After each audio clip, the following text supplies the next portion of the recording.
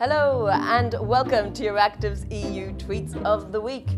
Italy and Estonia are looking weak, Frontex fashion wear is on fleek, and Secretary of State cancels trip in fit of pique.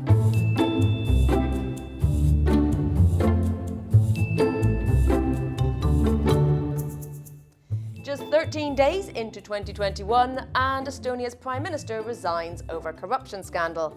That means that one of the Estonian governing parties has resigned as well, and that the government is literally changing in almost every way, shape and form. As Estonia Ball says, we're off to an interesting start. Former Estonian President Toomas Ilves said that between that and the impeachment of Donald Trump, he's had quite enough popcorn for one day.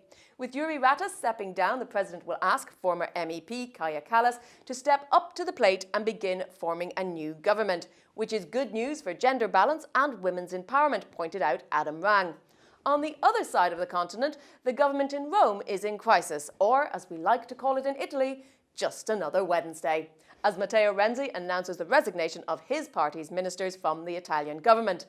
Antonello Guerra said it's Italy's 72nd government in 78 years. Not even a global pandemic stops Italian politicians playing games. Alberto Nardelli said Matteo needs to understand that it's not always about Matteo. Maybe there isn't enough room in government for both Matteo Renzi's ego and Conte.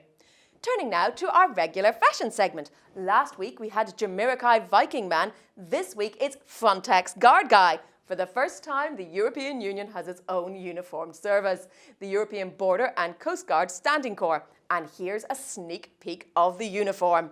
Oh, the detailing, that stitching, the blue on blue accent colouring. Not content with the slow-mo video close-ups, Sam Morgan decided it needed a theme tune as well.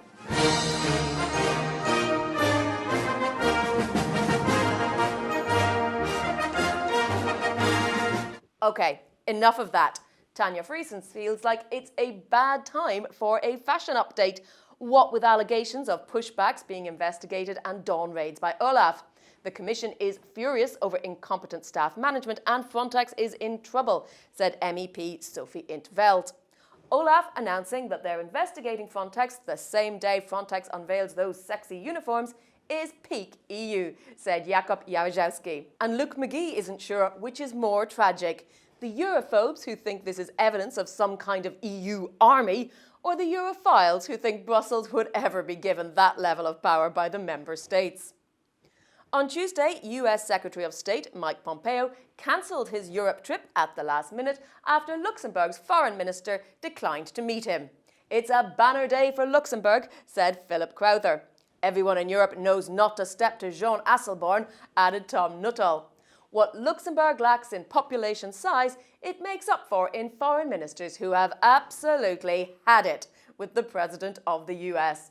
Jean Asselborn is a true master. Despite being the finance minister of a tax haven for more than a decade, he still manages to get some impressive international left-wing idealist credentials by making comments that won't have any political or diplomatic cost whatsoever, snarked Diego Velázquez. European security has for 17 years been outsourced to a country that is terrified of Luxembourg, joked Martini Seltermeyer, adding, whoever drew Luxembourg in the Who Will End the Transatlantic Security Alliance sweepstake, please collect your winnings. And finally, we couldn't let it pass without noting that after a decade of mischief-making, Brussels' #1 effluencer, the burly monster, unmasked himself and is Duncan Lumsden. No, me neither. Lewis Croft was disappointed the collected Brussels Twitter sphere didn't have an I am Spartacus moment when the monster was revealed. Indeed, C- Brussels Twitter sphere must do better. That's it for another action-packed week in the EU bubble. Join me again next Friday for more clashing, passion and fashion in the Brussels bubble Twitter sphere.